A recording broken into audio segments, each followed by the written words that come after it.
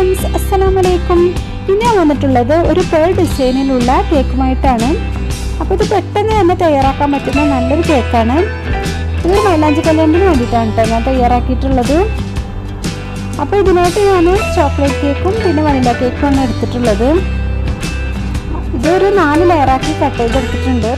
ഇനി ഒന്നാമതായിട്ട് ചോക്ലേറ്റ് കേക്കിൻ്റെ ലെയർ വെച്ച് കൊടുക്കാം.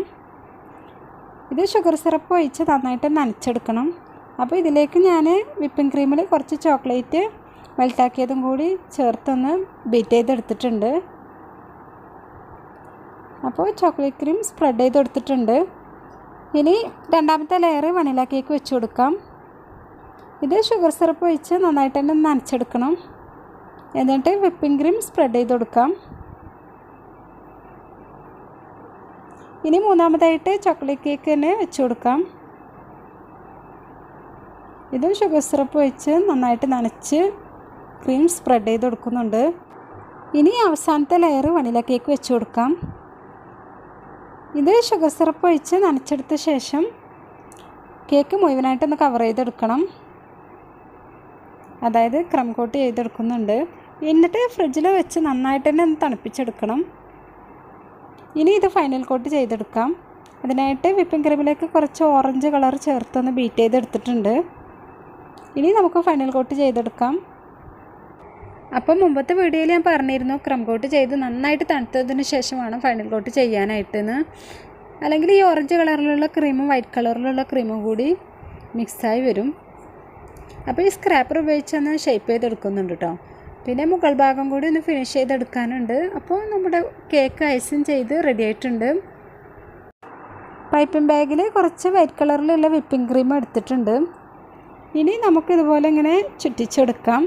അപ്പോൾ ഫ്ലവർ നോസിൽ കൊണ്ടാണ് കേട്ടോ ഞാനിത് ചെയ്തെടുക്കുന്നത്. റൗണ്ടിൽ കേക്കിന് മുകളിൽ ഓരോന്നായിട്ടൊന്നിങ്ങനെ ചുറ്റിച്ചെടുക്കണം. പിന്നെ ഇതുപോലെ ഓരോ ഡോട്ട്സും ഇട്ട് കൊടുക്കുന്നുണ്ട്. അത് ഓറഞ്ച് കളറിലുള്ള ക്രീം വെച്ചിട്ടാണ് ഡോട്ട്സ് ഇട്ട് കൊടുക്കുന്നത്. ഓറഞ്ച് കളറിലുള്ള വലിയ പേഴ്സും പിന്നെ വൈറ്റ് കളറിലുള്ള ചെറിയ പേഴ്സാണ് കേട്ടോ എടുത്തിട്ടുള്ളത്. അപ്പോൾ കേക്കിൻ്റെ കടയിൽ നിന്നൊക്കെ വാങ്ങാൻ കിട്ടുന്ന പേഴ്സ് തന്നെയാണിത്. ഇത് ഓരോന്നായിട്ട് നമുക്ക് ഈ റൗണ്ടിനുള്ളിലേക്ക് വെച്ച് കൊടുക്കാം.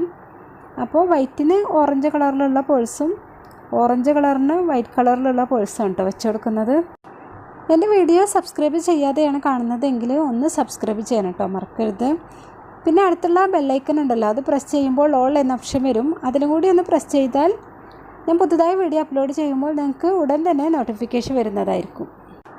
അപ്പോൾ വൈറ്റ് കളറിലുള്ള പേഴ്സും വെച്ച് കഴിഞ്ഞു.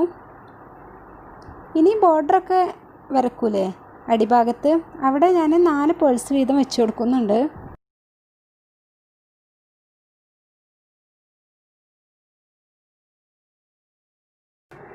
ഇനി കേക്കിൻ്റെ മുകളിൽ നടുവിൽ ഓറഞ്ച് കളറിലുള്ള പേഴ്സും ചുറ്റിലും വൈറ്റ് കളറിലുള്ള പേഴ്സും വെച്ച് ഇതുപോലെ ചെയ്തെടുക്കുന്നുണ്ട്.